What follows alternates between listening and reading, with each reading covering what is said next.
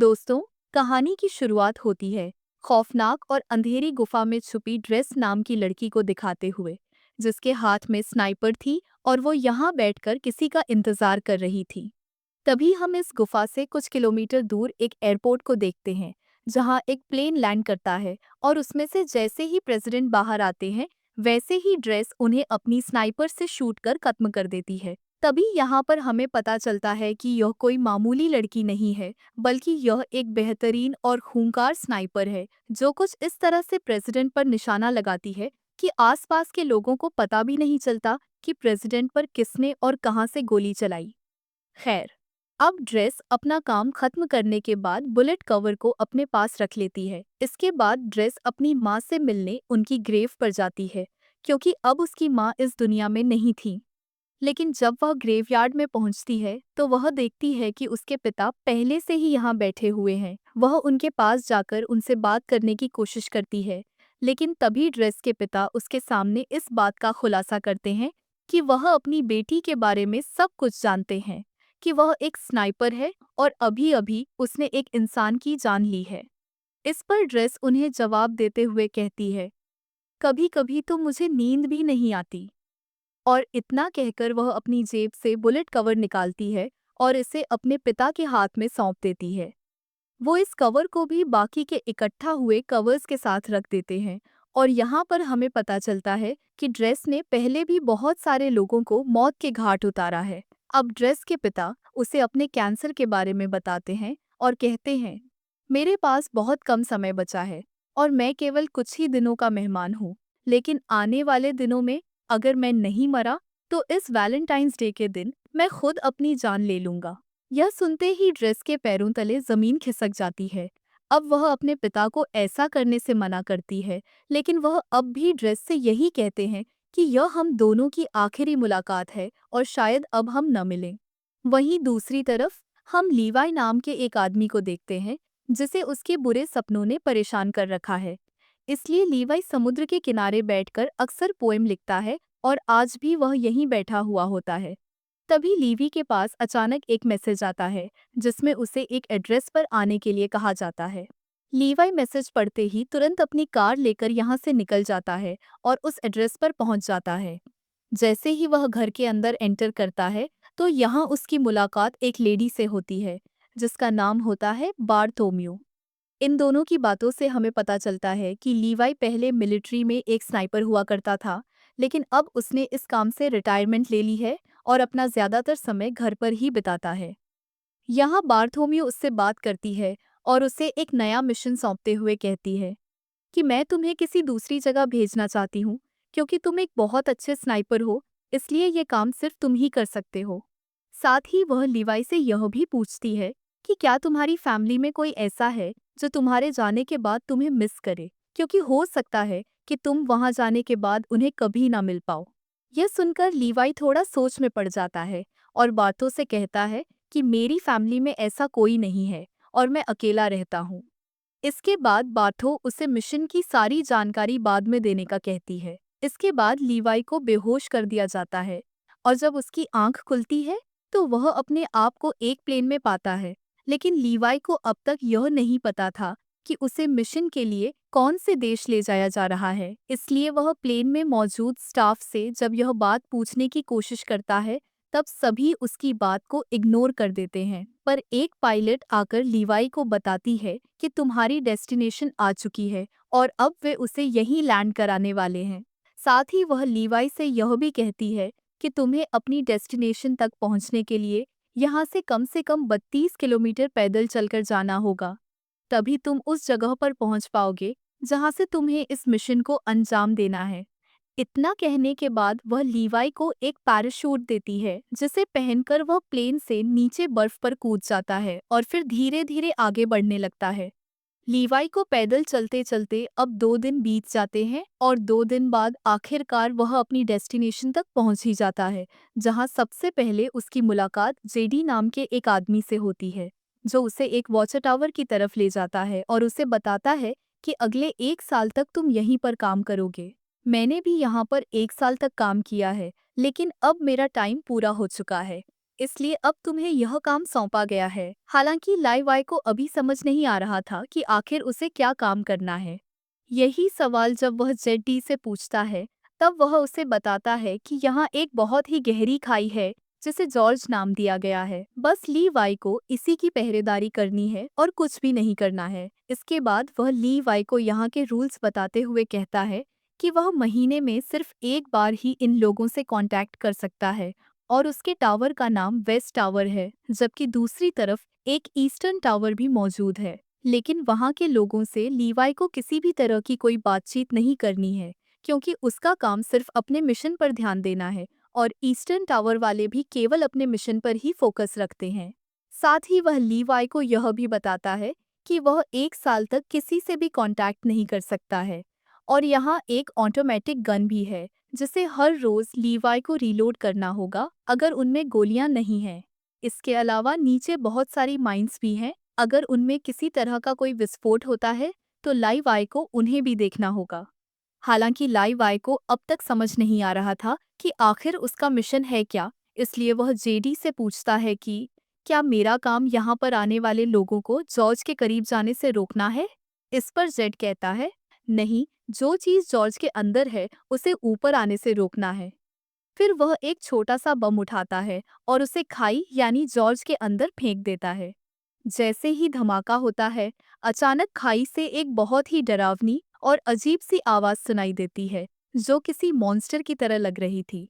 और यहाँ पर हमें इस खाई की असलियत का पता चलता है कि इसके अंदर कोई छोटी मोटी या मामूली चीज नहीं है, बल्कि कुछ बेहद ही खौफनाक छुपा हुआ है। इसके बाद जेडी ली वाई से कहता है कि जो चीजें जॉर्ज के अंदर छुपी हुई हैं, उन्हें लॉइन कहा जाता है और तुम्हें उन्हें ऊपर आने से किसी भी हाल में रोकना होगा।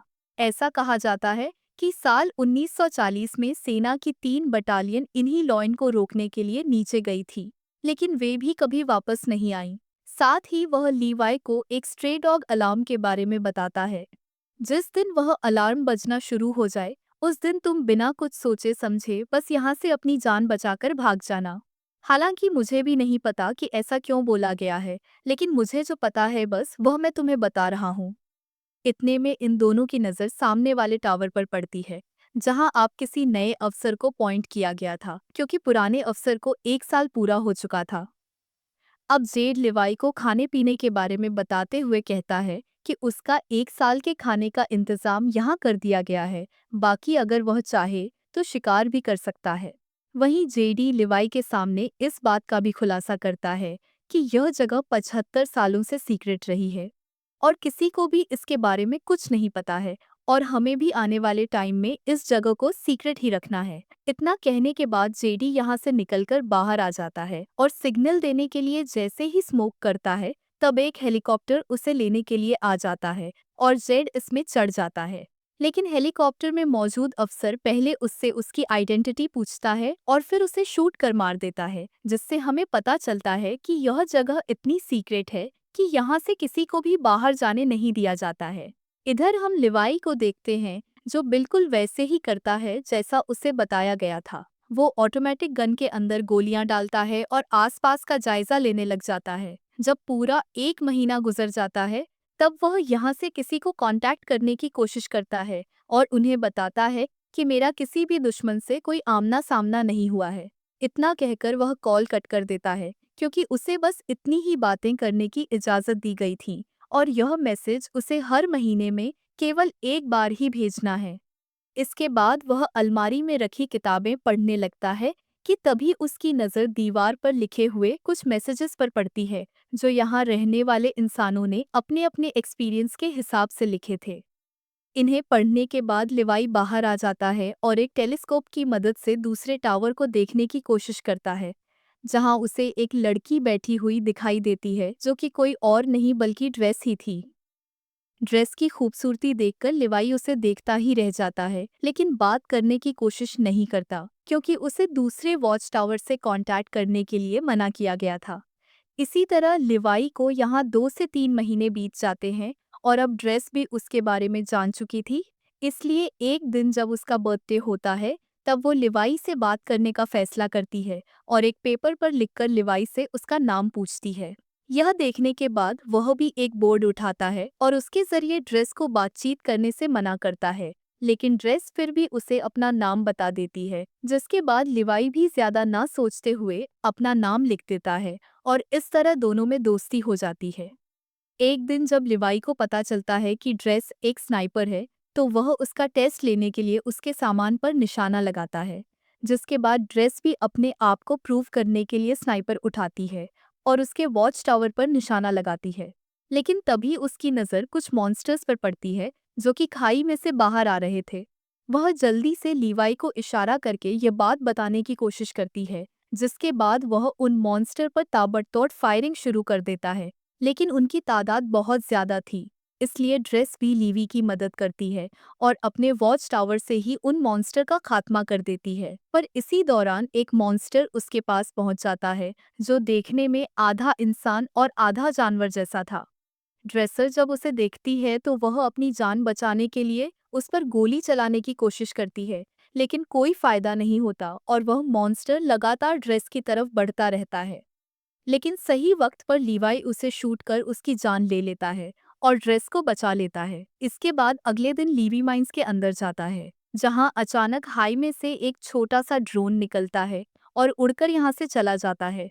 लेकिन उसके जाने से पहले लीवाई और ड्रेस दोनों इसे देख लेते हैं, लेकिन इन्हें पता नहीं होता कि आखिर यह है क्या। इस तरह इन दोनों को यहाँ कुछ महीने और बीत जाते हैं और अब दिसंबर का महीना शुरू हो चुका था, जहां एक दिन अब लेवी ड्रेसर से मिलने का फैसला करता है और वह अपने आरपीजी में, जहां मिसाइल डाली जाती है, उस जगह पर एक रस्सी को बांध देता है। उसे ऐसा करते हुए ड्रेस भी देख लेती है, लेकिन उसे भी समझ नहीं आता कि आखिर लीवाई करना क्या चाहता है। इतने में लीवाई इस मिसाइल को दूसरी तरफ छोड़ देता है, जो कि एक रस्सी के सहारे बंधी हुई थी, और यह रस्सी ड्रेस के पास पहुंच जाती है, जिसके बाद वह इसे एक पेड़ से बांध देती है और फिर लीवाई इस रस्सी के सहारे यहाँ से दूसरे वॉच टावर तक पहुंच जाता है। इधर ड्रेस जब उसे देखती है तो उसे बहुत ज्यादा खुशी होती है, पर वह लीवाई को गले लगाने से पहले उसे नहाने के लिए कहती है और खुद सीसीटीवी कैमरे की मदद से लीवाई को नहाता हुआ देखती है। इसके बाद ये दोनों एक दूसरे से बहुत सारी बातें करते हैं और इस दौरान ड्रेस लीवाई से पूछती है कि तुमने सबसे लंबा शॉट कब मारा था। इस पर लीवाई बताता है कि मैंने 3240 मीटर दूर से एक आदमी को मार गिराया था और पहले मैं मरीन में काम किया करता था। इसके बाद वो ड्रेस से पूछता है कि आखिर इस जगह में ऐसा क्या है जो इसे इतना सीक्रेट रखा गया है। तब ड्रेस उसे ज्यादा ना सोचने और अपने काम से काम रखने के लिए कहती है। साथ ही उसे अपने पिता के बारे में भी बताती है, जो शायद अब तक मर चुके होंगे। इसके बाद वह म्यूजिक प्ले करती है और लीवाई से डांस करने के लिए कहती है, जिसके बाद ये दोनों साथ में डांस करते हैं और एक दूसरे के करीब आकर यही सारी हदें पार कर देते हैं। इसी दौरान लीवाई ड्रेस को अपनी कविताओं के बारे में बताने लगता है और उससे कहता है कि मैंने तुम्हारे लिए भी एक पोएम लिखी है। इतना सुनते ही ड्रेस उसे पोएम सुनाने के लिए कहती है, लेकिन लीवाई उसे यह कहकर मना कर देता है कि जब हम दोनों यहाँ से निकल जाएंगे तब मैं तुम्हें वह पोएम दे दूंगा। अब सुबह होते ही लीवा यहाँ से जाने का फैसला करता है, लेकिन जैसे ही वह बीच रास्ते में पहुंचता है तो देखता है कि मॉन्स्टर उसके वॉच टावर पर चढ़ रहे हैं। पर टावर पर लगी माइन से जब वो टकराते हैं तो एक बहुत बड़ा धमाका होता है, जिसमें लीवाई की रस्सी जल जाती है और वह इस खाई में गिर जाता है। इधर ड्रेस भी यह सब देख रही होती है, इसलिए वह लीवाई को बचाने के लिए जल्दी से एक पैराशूट लेती है और बिना कुछ सोचे समझे खाई में कूद जाती है। जिसके बाद हम ड्रेस को एक नदी में बहते हुए देखते हैं, जो कि इसी खाई के अंदर मौजूद थी। वह किसी तरह अपने आप को बचाकर किनारे तक ले आती है। वहीं हम लीवाई को एक पेड़ से लटका हुआ देखते हैं, जहां अचानक एक बड़ा सा केकड़ा आकर उस पर हमला कर देता है, जिस वजह से लीवाई पेड़ की जड़ों में पूरी तरह से जकड़ जाता है। इससे पहले कि वह लीवी को नुकसान पहुंचा पाता, यहाँ ड्रेस आकर उसे बचा लेती है और ये दोनों इस जगह को देखने लगते हैं कि तभी यहाँ कुछ हॉलो मैन घोड़े पर सवार होकर आते हैं और इन पर हमला कर देते हैं। लेकिन लीवाई और ड्रेस इनसे डरने के बजाय इनका डटकर मुकाबला करते हैं और दो हॉलो मैन को मार गिराते हैं, लेकिन एक वहां से भाग जाता है। इधर लीवाई ने जिस हॉलो मैन को मारा था, वह अब उसे चेक करने के लिए उसके पास आता है तो देखता है कि उसने वर्दी पहनी हुई है। वर्दी को देखते ही लेवी को जेड की बताई हुई बात याद आ जाती है कि आज से सालों पहले 3 बटालियन सेना इस खाई के अंदर गिर गई थी, जो कभी वापस नहीं आई। लेकिन ये अब तक जिंदा कैसे हैं? यही सवाल लीवाई को सोचने पर मजबूर कर देता है।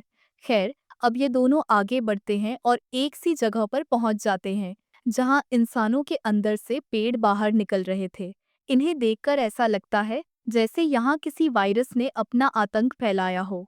अभी लीवाई और ड्रेस इस खौफनाक मंजर को देख ही रहे थे कि इतने में ही कुछ हॉलो मैन इनकी तरफ आने लगते हैं, जिनसे बचने के लिए यह दोनों एक चर्च में पहुंच जाते हैं। लेकिन चर्च का नज़ारा बेहद ही डरावना था, क्योंकि यहाँ कई लोगों की डेड बॉडी पड़ी हुई थी, जिन्होंने वायरस के कहर से बचने के लिए खुद ही अपनी जान ले ली थी। तभी ड्रेस के ऊपर एक मकड़ी अटैक कर देती है, जो कि देखने में काफी बड़ी थी, मानो उसके ऊपर भी जैसे वायरस का असर हो गया था। और वो जैसे ही इन पर हमला करती है, ये दोनों मिलकर इसे शूट कर यहीं खत्म कर देते हैं। लेकिन तभी दरवाजा तोड़कर कुछ हॉलो मैन यहाँ आ जाते हैं, जिन्हें देखते ही लीवाई और ड्रेस जल्दी से चर्च से भाग निकलते हैं और पहाड़ों के बीच बनी एक सुरंग में पहुंच जाते हैं। दरवाजे को आगे बंद करके जब इस सुरंग को अंदर से देखते हैं, तो इन्हें एक तरह की लैब दिखाई देती है, जहां पहले कभी एक्सपेरिमेंट किए गए थे। यहाँ इन्हें एक बैकअप जनरेटर भी मिलता है, जिसे ये लोग स्टार्ट कर देते हैं। और फिर लीवाई को यहाँ एक डीवीडी प्लेयर भी मिलता है। डीवीडी के इस कैसेट को जब ये दोनों प्ले करते हैं, तो स्क्रीन पर एक लेडी दिखाई देती है, जो इस जगह को लेकर अपने सीक्रेट मिशन के बारे में बताती है। साथ ही वह आगे यह भी कहती है कि हम यहाँ एक केमिकल मिसाइल बना रहे थे, जिसमें बहुत सारे लोग मिलकर काम कर रहे थे। लेकिन एक दिन जब इस जगह पर भूकंप आया, तो भूकंप की वजह से जो मिसाइल हमने तैयार की थी, वह लीक होनी शुरू हो गई और इस तरह यह केमिकल आसपास फैल गया, जिसकी वजह से कई लोग इन्फेक्टेड हो गए और मैं भी इन्फेक्टेड हूँ। हालांकि उन्होंने यह बात मिलिट्री को भी बताई थी और कहा था कि इस जगह के ऊपर बमबारी करके इसे डिस्ट्रॉय कर दिया जाए, ताकि यह केमिकल बाहर कहीं ना फैल सके। लेकिन मिलिट्री ने इनकी बात पर गौर नहीं किया। इस लेडी की बातें सुनने के बाद अब लीवाई और ड्रेसर को सब कुछ समझ में आ जाता है। इसलिए ये सुरंग को और करीब से जानने की कोशिश करते हैं और तब इन्हें यहाँ एक नए जमाने का कंप्यूटर मिलता है, जो कि काफी अजीब बात थी। इसलिए ये इस कंप्यूटर को ऑन करने का फैसला करते हैं और इसमें मौजूद इंफॉर्मेशन को देखकर एकदम हैरान रह जाते हैं, क्योंकि इसमें इन्हें एक डार्क लैब नाम की कंपनी के बारे में पता चलता है, जो कि पैरामिलिट्री बनाने का काम करती है। वह यहाँ से इन्फेक्टेड लोगों के सैंपल ले जाती है और उनसे अपने सोल्जर को सुपर सोल्जर बनाने का काम करती है। इसलिए कोई भी देश इस जगह को पूरी तरह से मिटाना नहीं चाहता है। साथ ही लीवाई को यह भी पता चलता है कि यह जो खाई है, यह 4.2 किलोमीटर लंबी है। इसके बाद ये दोनों जैसे ही यहाँ से बाहर निकलते हैं, अचानक एक हॉलो मैन इनके ऊपर हमला कर देता है और ड्रेस को रस्सी से बांधकर खींचते हुए अपने साथ ले जाता है। हालांकि वह रस्सी को काटने की कोशिश करती है, लेकिन कोई फायदा नहीं होता। इधर लीवाई भी उसे ढूंढने के लिए इधर उधर भटकता रहता है और एक ऐसी जगह पर पहुंचता है जहां एक बहुत बड़ी मिसाइल मौजूद थी।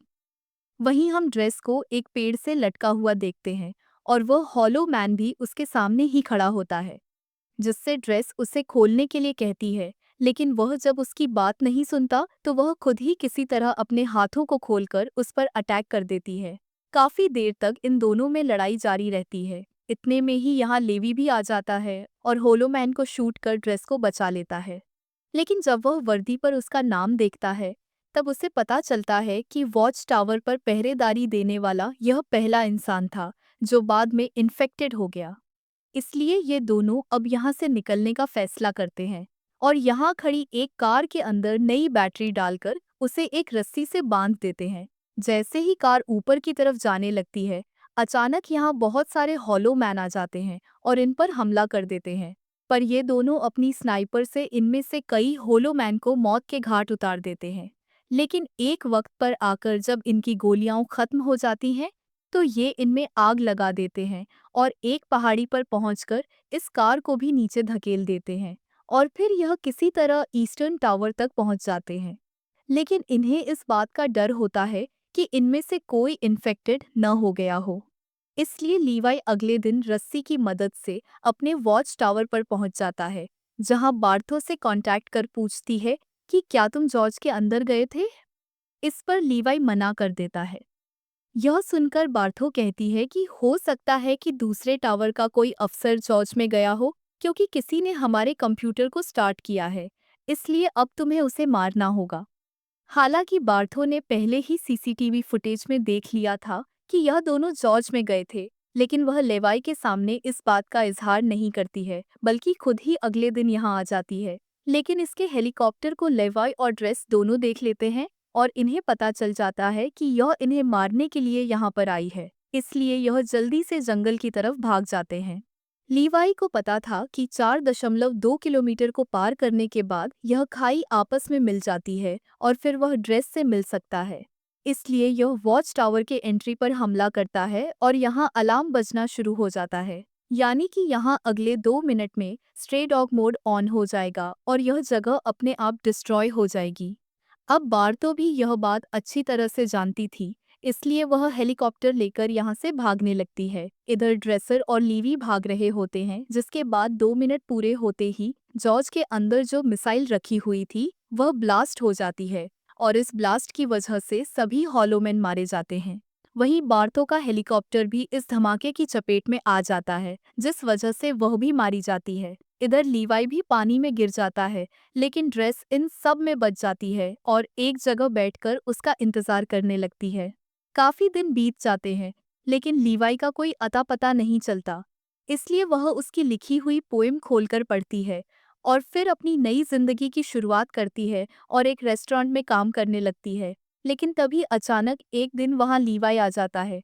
ड्रेस उसे देखकर खुश हो जाती है और फिर यह दोनों एक दूसरे को किस करते हैं और इसी के साथ यह कहानी यहीं खत्म हो जाती है।